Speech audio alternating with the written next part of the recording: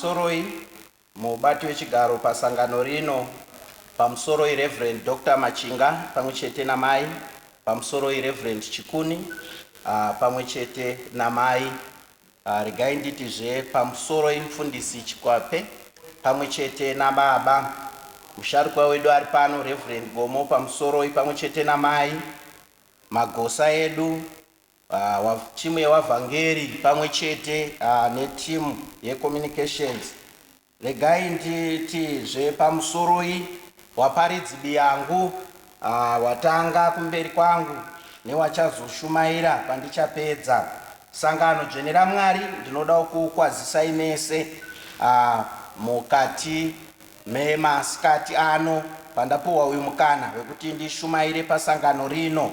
Mazwi edu echiwerengo ndichawerenga kuvhangeri raJohn chapter 19 verse 10 kwenda pa 11a na Revelation chapter 3 verse 7 to 13. Vhangeri raJohn 19 10 kwenda pa 11. Ipapo Pilato akati kwaari, ko haundipinduri here? Ko hauzivi here kuti ndine masimba okukurowera pamuchinjiko namasimba okukusunungura? Jesu akapindura akati, haungatongowi nemasimba pamusoro pangu kana usina kupiwa masimba iwayo kubva kumusoro. Ndinoenda kundoerenga bhuku razvakazarurwa chapter 3 from verse 7 to 13. Nyorera mutumwa waMwari wesangano raMwari riri paFiladhelfia uchiti, zvanzi nouya anoyera wechokwadi uye ane kiyi yaDhavhidhi, iye uya anoti kana azarura hakuna anopfiga, kana apfiga hakuna anozarura. Ndinoziva mabasa ako, zvinoona ndakakupa musuwo wakashama mberi kwako, usina angagone kupfiga, nokuti iwe une simba shoma, asi wakachengeta shoko rangu ukasaramba zita rangu. Ona, ndinokupa vamwe veimba yokunamatira yaSatani, vanoti tiri vaJudha asiwo vachireva nhema. Tarira, ndichavauyisa kuti wanamate pamberi petsoka dzako, uye wachazoziva kuti ini ndakakuda. Zvawakachengeta shoko rangu rokushingirira, ini ndichakuchengetawo. Kana nguva yokutambudzika yoda kusvika pasi pose, yokuedzwa vanhu vose vari pasi pano, ndichakurumidza kuuya. Imi batisisai izvozvi zvamunazvo, kuti murege kutorerwa zviremba zvenyu.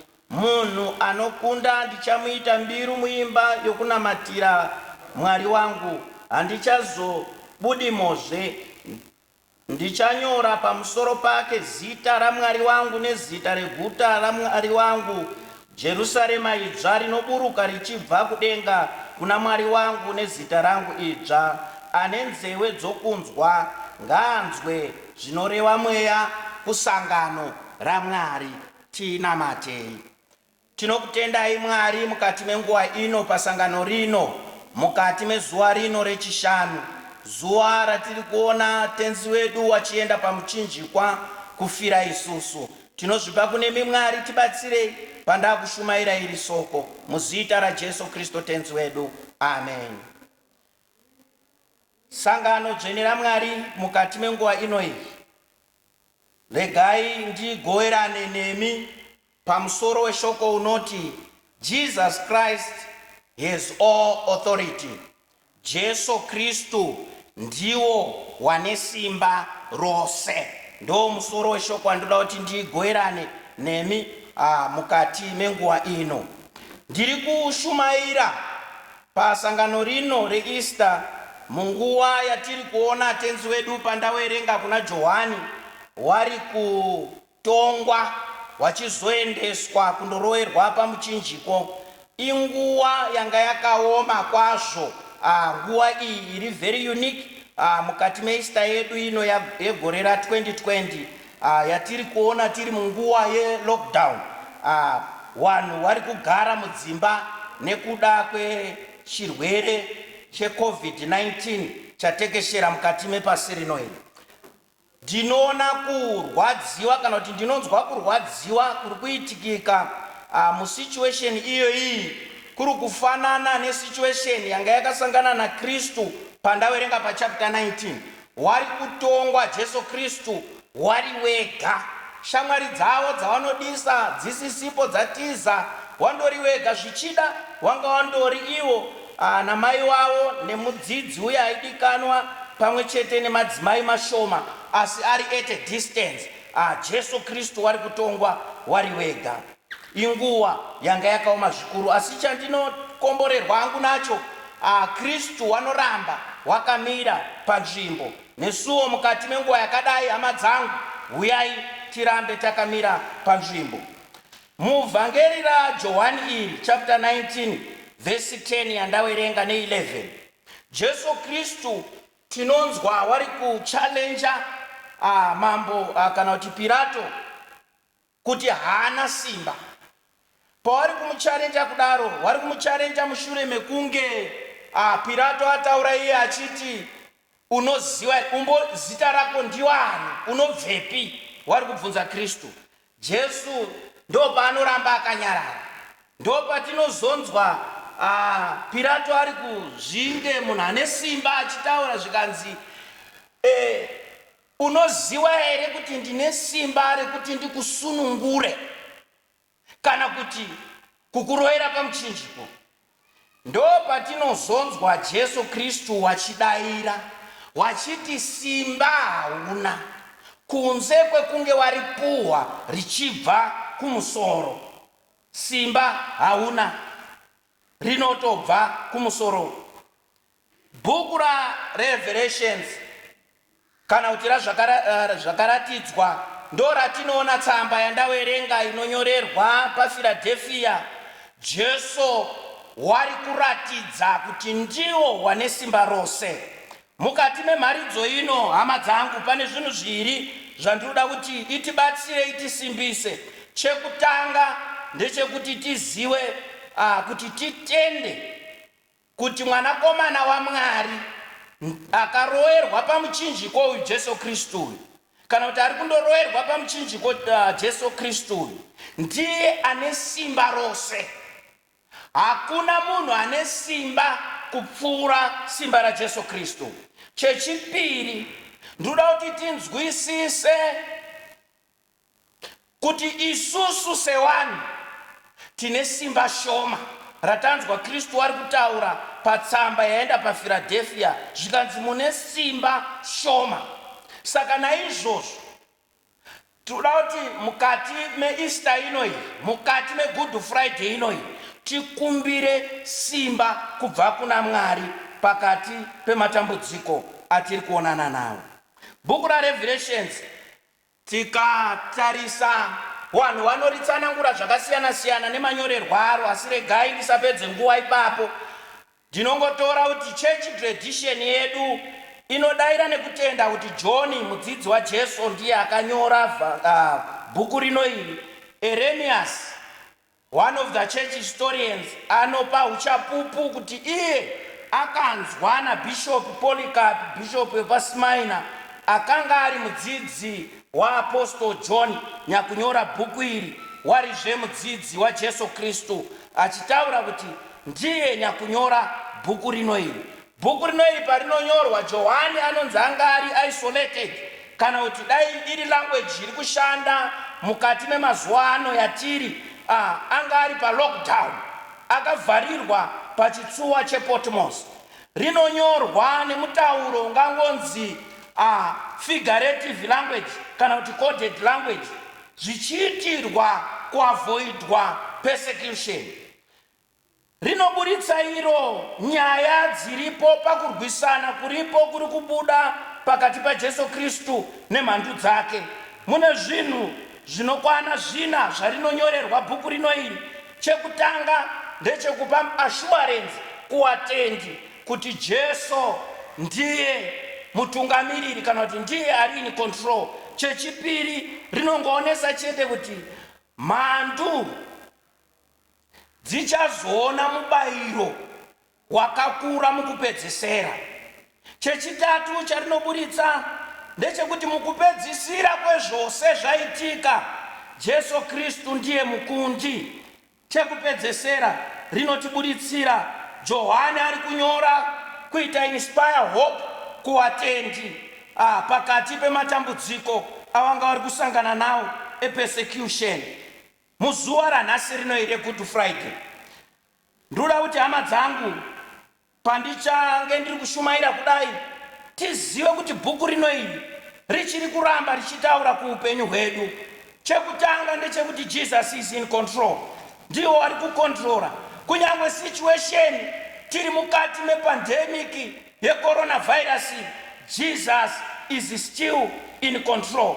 Chechipiri, the victory belongs to Jesus Christ, ndiwo muridzi wevictory. Chechitatu ndechekuti wadikani ngatisakompromise rudairo rwedu nema-Christian values nema-principles edu kunyangwe zvakadzvanya sei.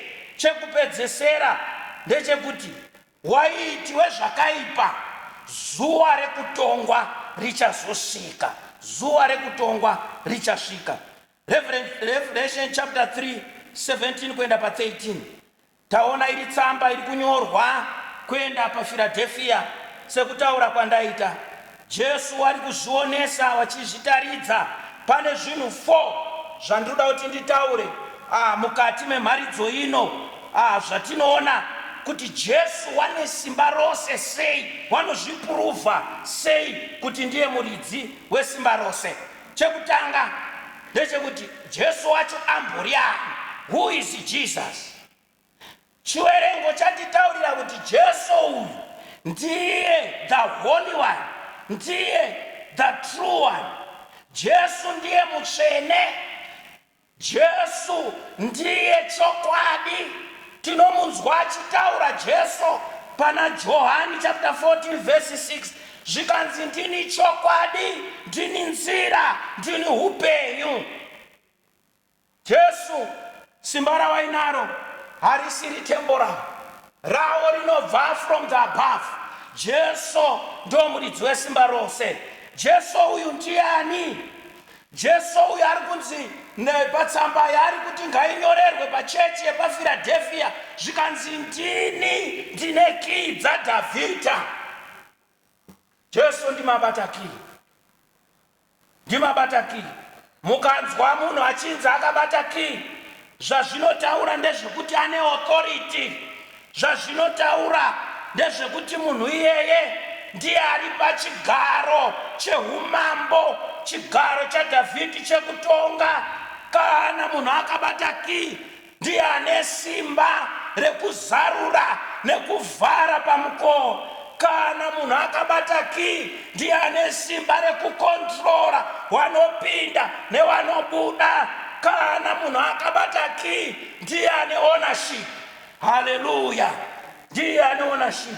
Kana munhu akabata kii, ndiye ane access, nekuti kuti upinde unoda kuzarurirwa, ende anenge aine kii ndiye ane access yekupinda kana kubuda.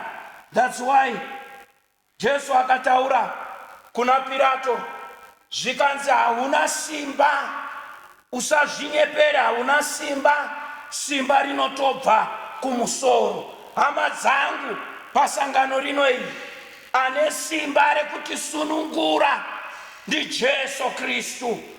Chechipiri chatinoona maactions aJesu Kristu, zvinoitwa naJesu Kristu zvinoratidza kuti ndiye ane simba rose.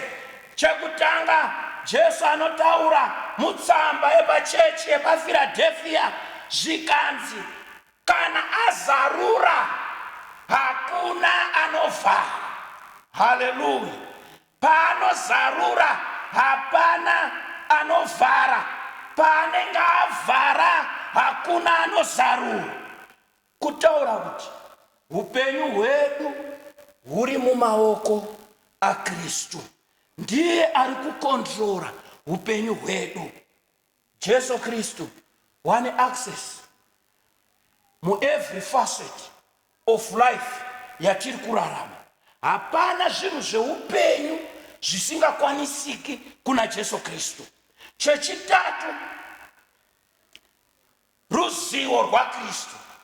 Ruzivo runa Kristu kana kuti Jesus knowledge inoprova kuti ndiye ane simba rose. Inoprova sei?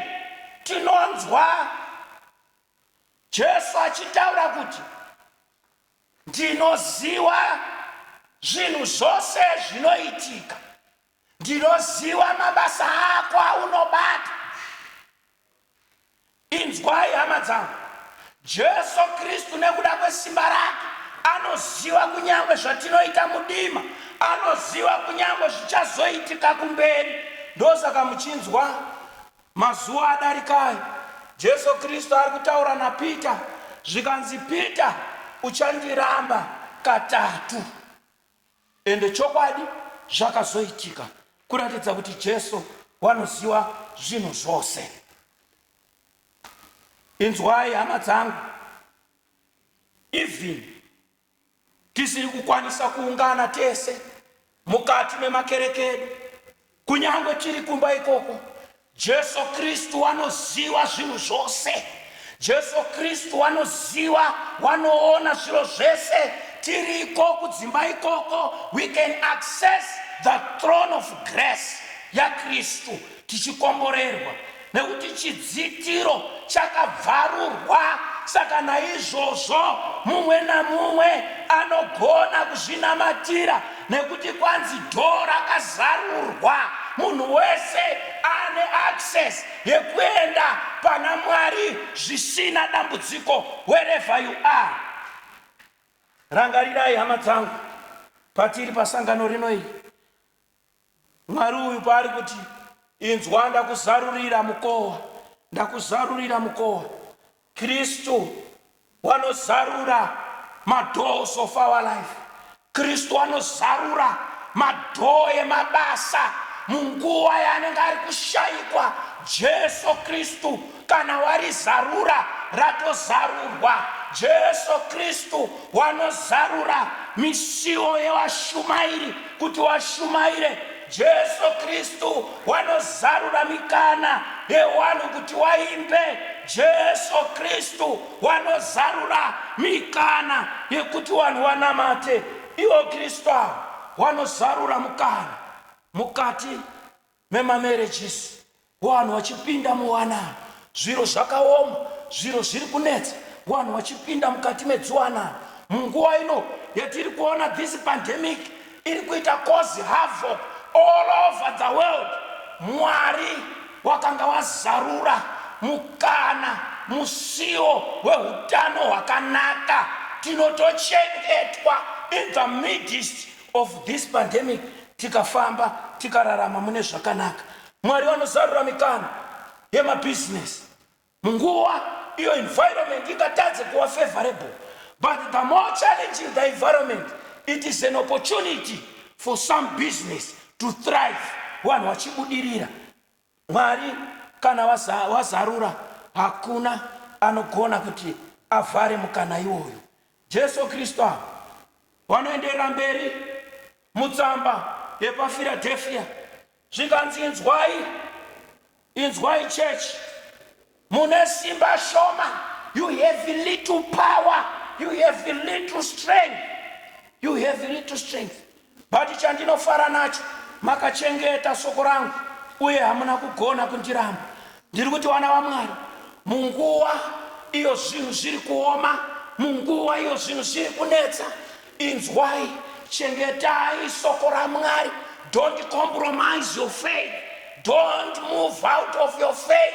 Musabve panzvimbo, rambai muripo, musarambe tenzi. Mune simba shoma. Kune vanhu vanozvinyepera kuti wane simba. Iye muchinda uyu ari kuenda masikati anaya pamuchinjiko kundotifira uyu, ndiye ane simba rose, ndiye ane simba rose.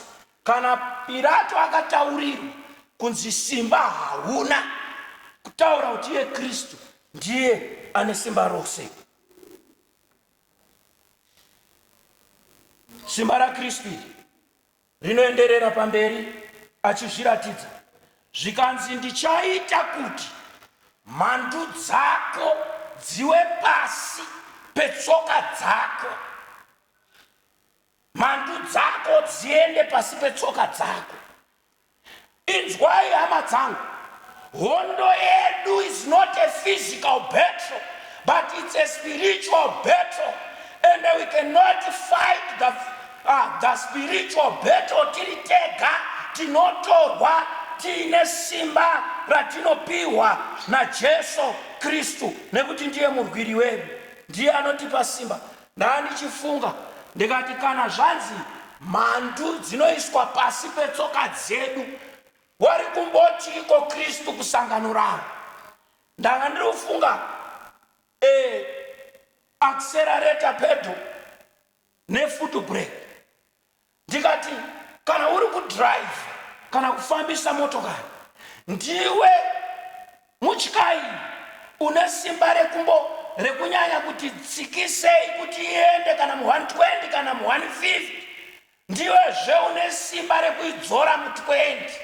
Uye kana wada kuti mota imire, ndiwe unoitsika uchiimisa nefoot brake rako. Saka kutaura kuti kana Kristu ari kuti mhandu dzinouya pasi petsoka dzedu, kutaura kuti tine simba rekukontrora wakaipa kuti wasabate mukati muupenyu hwedu. Jesu anoenderera mberi, wanotaura nenyaya yekuti ndinokuchengeta, nekuti wakachengeta kutenda, wakaramba uri pasoko rangu.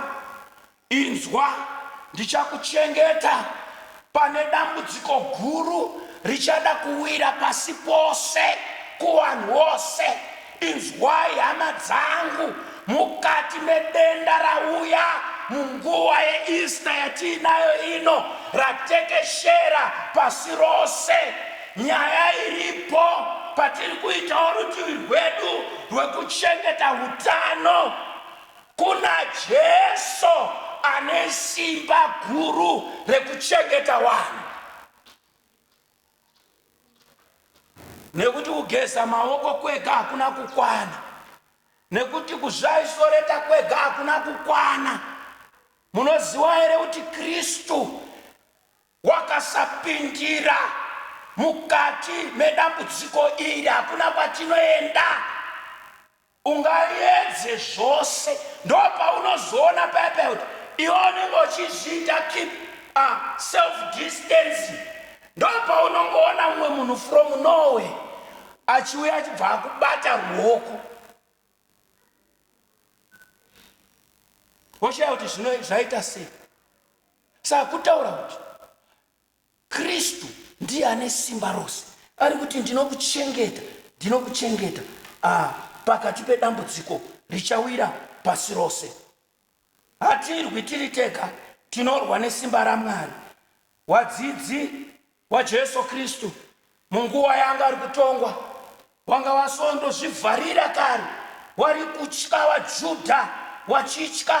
Asi after the resurrection, tinoona wadzidzi wane simba rekundomira pamatare wachitaura, nekuti Jesu ndiye angawapa simba. Chekupedzesera, chinoratidza simba raKristu kuti ndiye ane simba rose is Jesus' command. Kurayira kwa Jesu, Jesus gives the command. Munhu ane simba anopa a command kune vanhu wanotungamirira. Jesu Kristu wanotaura wachitiwo, hold on to what you have. Ramba wakabata pane zvaunazvo. Zvatinazvo ngezvipi? Ngezvefaith in Jesus wacho. John chapter 4 verse 24. You know that God is a spirit. Those who worship him, they worship him in truth and spirit. Wanonamata Mwari ngawamunamate mumweya nemuchokwadi. Pano Jesu anotaura mutsamba zvikanzi wanokunda wachaitwa mbiru muimba yekunamatira Mwari. Anopedzisa Kristu nesoko rinonzi wanenzedze kunzwa ngavanzwe zvinotaura mweya kusangana. Nzeve dziri kutaurwa pano hama dzangu inzeve dzemweya, nekuti tese nzeve idzi tinadzo idzi, asi dziri kudiwa pano inzeve dzemweya, dzevanhu vanonzwa kuti Jesu Kristu ndiye ane simba rose. Mukupedzisira, regai nditi this Good Friday we are reliving the experience yakaitwa naJesu Kristu. Wakatongerwa rufu, wakaenda pachipiyaniso. Iwo muchinjiko wawo ndo wakaita kuti madhoo azaruke. Naizvozvo hama dzangu,